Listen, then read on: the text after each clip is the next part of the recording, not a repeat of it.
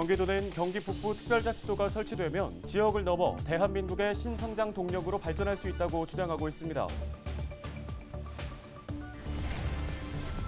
의정부시 소각장 현대화 사업이 속도를 내고 있습니다. 하지만 양주와 포천 등 인접 지역 주민들의 반발은 여전합니다.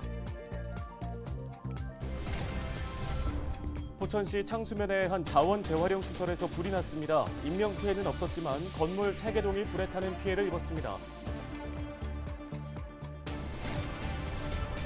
고속도로를 달리던 차량에서 발생한 불을 지나가는 군인들이 진압했습니다. 군인들은 소화기를 사용해 불을 끄고 인명 구조에도 나섰습니다.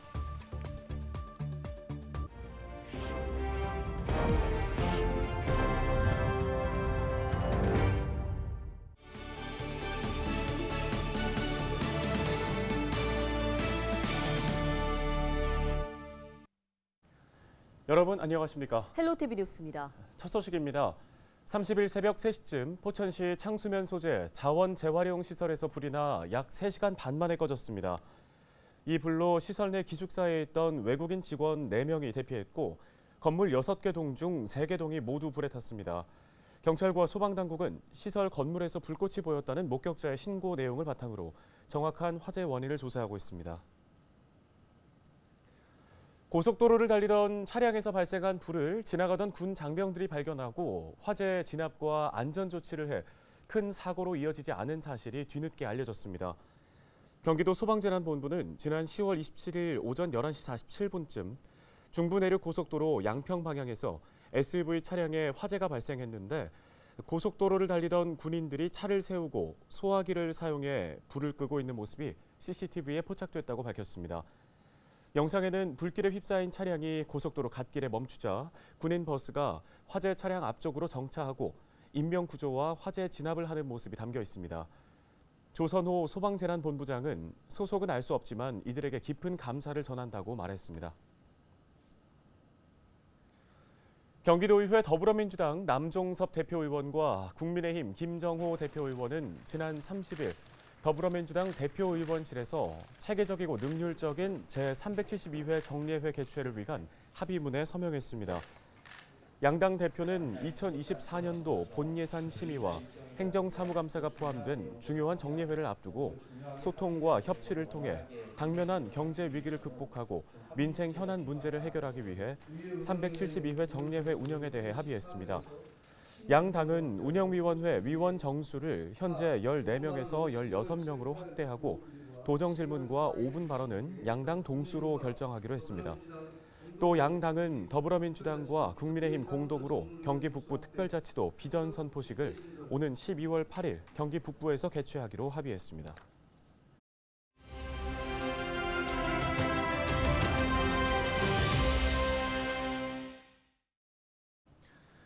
경기 북부 특별자치도는 낙후된 경기 북부를 일으킬 핵심 동력으로 평가받고 있습니다.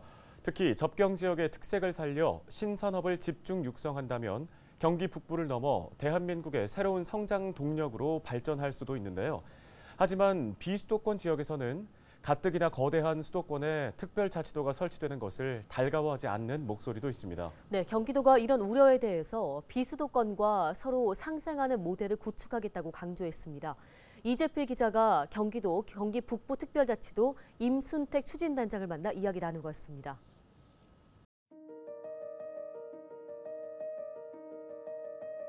경기 북부 지역이 그동안의 각종 규제로 인해서 굉장히 낙후돼 있고 수도권이라는 굴레에 묶여서 정부가 지원하는 균형발전 사업에 여러 가지 이제 지방에는 혜택이 있는데 경기 북부는 수도권이기 때문에 그런 혜택까지도 누리지 못하고 있었죠. 경기도로 남아있는 한 경기 북부 지역은 앞으로 영원히 이런 상태가 계속 지속될 것이다. 경기 남북부 간의 경제 격차는 계속 커질 것이다. 이걸 해결하는 방법이 경기 북부 특별자치도를 설치하는 것이다. 이렇게 생각하고 있습니다.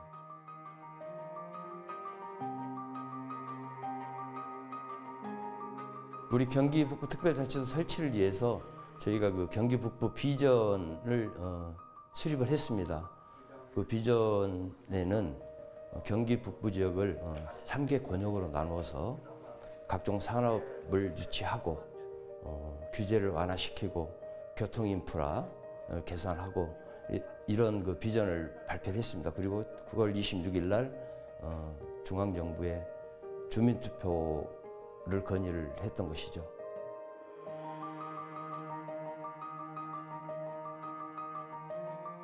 음, 2026년 7월 1일 경기북부특별자치도를 출범한다. 결국 다음 지방선거에서 경기북부특별도지사를 선출해서 경기북부특별자치도를 설치하겠다, 이런 로드맵을 가지고 있고요. 앞서 말씀드렸듯이 9월 26일 날 중앙정부에 이제 주민투표를 건의를 했습니다. 앞으로 이제 주민투표가 이루어지고 다수 주민들이 찬성이 나온다면 국회에서 이제 입법 과정을 거쳐야 되는데, 특별법으로 이제 경기북부특별자치도가 출범을 하게 되는데, 이 법안을 21대 국회 내에서 이렇게 통과됐으면 하고 우리 김동연 도지사께서도 국회에 요청한 바 있습니다.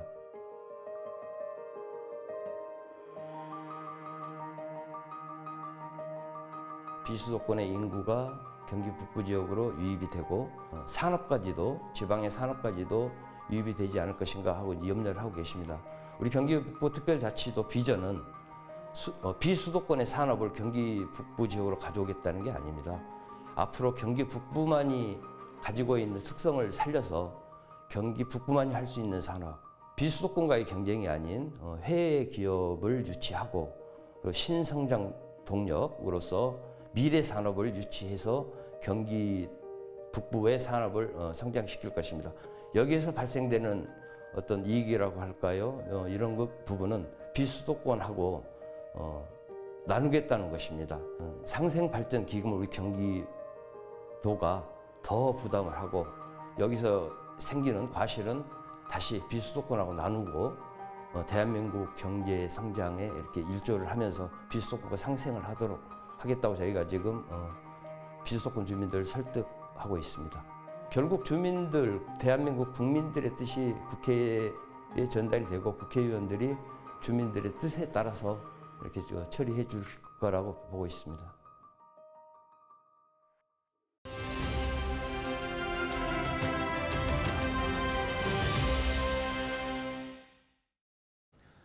다음 소식입니다. 의정부시가 추진하는 자원회수시설 현대화 사업이 탄력을 받을 전망입니다. 시민 공론장을 통해 관련 갈등을 해결한 데 이어서 환경부와의 면담 결과에도 기대가 큰 상황인데요. 네, 의정부시 자원순환시설팀의 이응철 주무관 전화 연결돼 있습니다. 안녕하십니까? 네, 안녕하세요. 의정부시 자원순환과 이응철이라고 합니다. 예, 의정부시가 소각장 현대화 사업을 재정사업으로 추진하기로 방향을 선회했습니다. 그런데 이제 예산 문제가 좀 큰 걸림돌로 지적되고 있는데요. 그런 만큼 김동보 시장과 한화진 환경부 장관 면담에서 어떤 논의가 이루어졌는지 관심을 받고 있습니다. 정부의 전폭적인 지원을 요청했다고요? 네, 지원 요청했습니다. 소각장 갈등 해결을 원만한 합의를 한 시군에 대해서 행정 및 재정 인센티브 제공을 요청하였습니다. 폐기물 처리 시설 설치를 하는데 막대한 재원이 소요됨에 따라 그 부분 등 지원 및 폐기물 처리 국고보조금 지원 비율을 단독에서 광역 규제인 50% 지원해 줄 것을 요청하였습니다. 그리고 이후에 환경영향 평가 등 환경부에서의 행정 절차도 신속 처리를 협조해 줄 것을 요청하였습니다. 네, 소각장 현대화 사업에는 1,096억 원 정도가 필요한데 일부 시민의 바람처럼 지하화할 경우 그 부담이 더 커질 것으로 전망이 됩니다. 그런 만큼 정부의 지원도 참 중요한 상황인데요. 환경부의 반응은 어땠습니까? 의정부시 소각장 갈등 해결 사례를 모범 사례로 보고 있었고요. 그래서 재정 인센티브 및 국고보조금 지원에 대해서 재정당국과 검토하겠다고 말씀하셨습니다. 그리고 저희 생활폐기물 직매립 금지 등의 국가정책에 부응하기 위해 폐기물 처리 시설을 설치하는 것이기 때문에 적극 노력해 보겠습니다. 예, 그런데 의정부시 계획에 포천과 양주 시민들이 반대를 하고 있습니다. 국립수목원도 역시 같은 입장인데요. 인근 지자체와의 갈등 앞으로 어떻게 해결해 나갈 계획입니까? 일단 금년 말에 타당성 조사 및 기본계획 수립 용역을 착수를 하고요. 내년 환경영향 평가를 통해서 계획 수립과 또 관련 사항에 대해서 지역 주민 및 관계기관에 의견 수렴하는 등 설명할 예정입니다. 그리고 지역 주민의 건강권 확보 및 또 주변 지역에 미치는 영향이 최소화되도록 기본 및 실시 설계를 통해 설치를 하고 안정적으로 운영에 최선을 다할 계획입니다.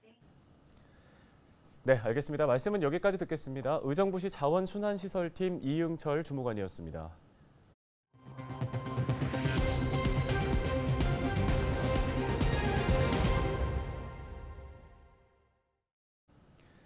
의정부시가 사회적 약자 보호를 예산 편성에 있어서 최우선으로 둘 것이라고 밝혔습니다. 김동근 의정부시장은 최근 열린 복지기관장 간담회에서 생존권 위협은 있을 수 없다며 이같이 말했는데요. 또 이날 김 시장은 시가 사회복지를 등한시한다는 오해가 있다며 의정부시는 사회복지 예산이 55.6%로 경기도에서 가장 높다고 설명했습니다. 그러면서 취약계층 예산은 타협의 대상이 아닌 만큼 더욱 신경 쓰겠다고 강조했습니다. 양주시가 전국 최초로 농약병 폐기물 분리수거용 봉투를 제작했습니다. 그동안 농약은 일반 쓰레기로 폐기할 수 없어서 사용 후 처리가 번거로웠는데요. 양주시는 2023년 부서별 혁신 브랜드 과제 공모전에 채택된 농약병과 농약봉지 분리수거용 봉투를 전국 최초로 제작해 농업인들에게 무상 보급하기 시작했습니다. 특히 농약봉지 수거용 봉투는 붉은색, 농약병 수거용 봉투는 노란색으로 구분해 병과 봉지를 손쉽게 분리수거할 수 있도록 했습니다.